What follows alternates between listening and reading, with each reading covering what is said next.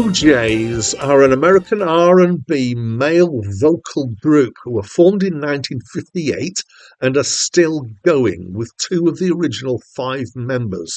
Well, I can't do that maths in my head. Let me see what I can do. 50, 65 years or something like that. So they must be getting on a bit now. They were originally called the Mascots, then the Triumphs, but in 1963 they took the name the OJs. They toured quite a lot and had mild record sales success until their 1972 uh, shift to a new label. So the label was owned by Gamble and Huff, who were a songwriting and production team that they had been working with for quite a few years. And at the point when they made the shift to their label, Philadelphia International, then they started to have huge success. So they had big success basically throughout the 70s. They have kept going as a band since then, and in total, I have counted 26 albums. Hi, my name's Dan. So this was their second album on Philadelphia International, and it was a big seller, this album. And it's my first listen to this as an album, but I do know a few songs off it, and I think the chances are there might be one or two songs that you know yourself on here. So my description of this would be is that it's big sound, soul and R&B. So it's got some slower. So I always tend to think of in this kind of musical space that the slower songs can be described as soul, and the faster songs are described as R&B. And my kind of benchmark for R&B is the film The Blues Brothers. And I think if it sounds a bit like that, it must be R&B.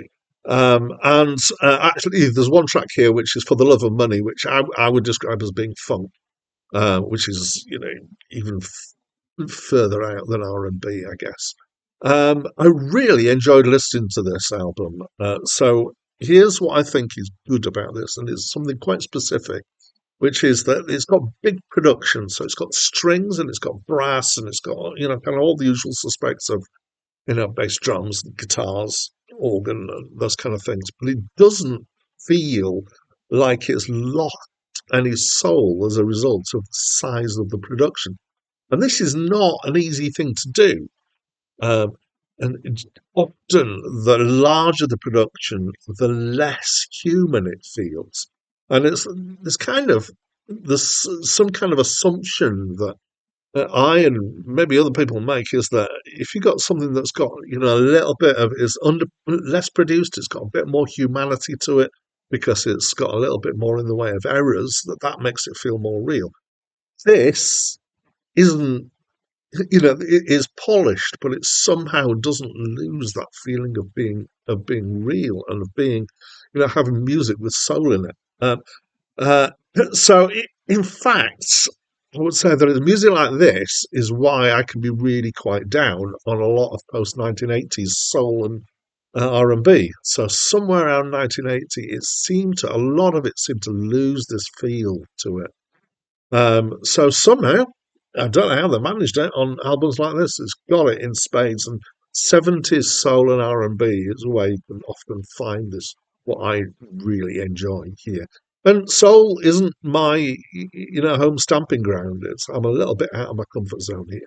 So I did kind of vaguely remember that maybe a while back I'd reviewed one of their albums. So before I did reviews on YouTube, I had a blog that I was reviewing from a different list. And in fact, I'd reviewed their album, the Backstabbers, or Backstabbers, can't remember exactly. And so I went back and looked up my review for that, and actually I'd said exactly the same, which is that it's big production, but it it has that feel to it, and it's got that real kind of soul to it. And this really encouraged me because I thought, yes, it's not the same album, but it's the same band. And I've had exactly the same response, which is that I really enjoy the music. And the one thing that I really enjoy is that it's managed this process of being big. Anyway, I'll try and stop going on about that. The singing helps. They really give the feel. They're giving it a lot in the singing. They're quite versatile. They're definitely, technically strong singers, but they're also good at expressing themselves. And just a word about strings. There's a lot of strings in here, and often in 70s music, I feel like strings is the killer. It's the thing that makes me go, oh, too cheesy, too whatever. But here, it feels right stylistically. It just works. The songs are mostly about social and political issues. So Ship Ahoy is about the slave trade. It's a nice song. It's got some interesting sound effects going on.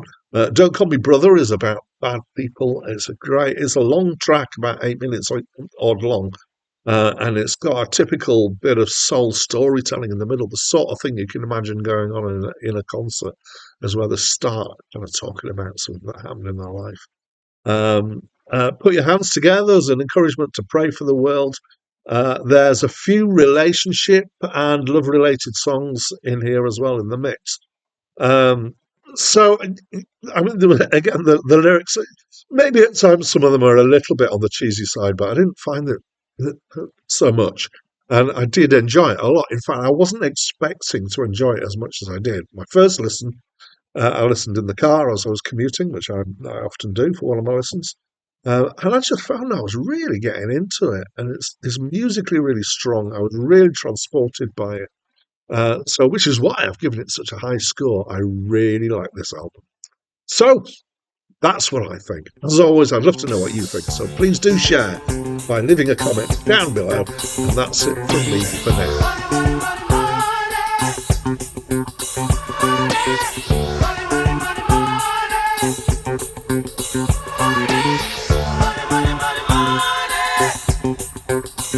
Money, money, money, money.